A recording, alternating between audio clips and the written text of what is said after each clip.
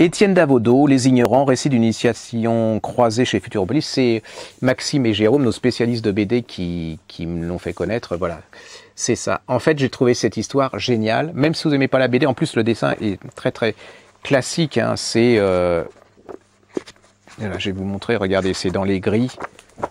Vous voyez, c'est dans les grilles, c'est très très sympa, ça se lit mais merveilleusement bien, sans problème, même si vous n'aimez pas la bande dessinée. En plus, ça a un avantage, c'est que c'est écrit gros, parce que souvent c'est un bordel, enfin c'est un foutoir dans les bandes dessinées, il y a tellement de textes, de machins, de trucs, il arrive à un certain âge, on est très très dur, hein, on a beaucoup de mal à synthétiser l'histoire.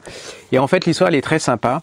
C'est l'histoire d'un vigneron et d'un dessinateur, et chacun va prendre la place de l'autre, ou va faire découvrir à l'autre son métier, c'est-à-dire que vous allez vous promener dans les vignes, savoir comment on taille une vigne, quel est le problème du vigneron, et puis le vigneron, il va découvrir ce que c'est que être dessinateur, ce que c'est que les difficultés de se faire éditer, de ce que c'est que faire des dessins, de colorier et tout. C'est génial de chez génial, c'est-à-dire que si vous aimez le vin, c'est indispensable, si vous aimez la BD, c'est indispensable, et comme généralement les gens qui aiment la BD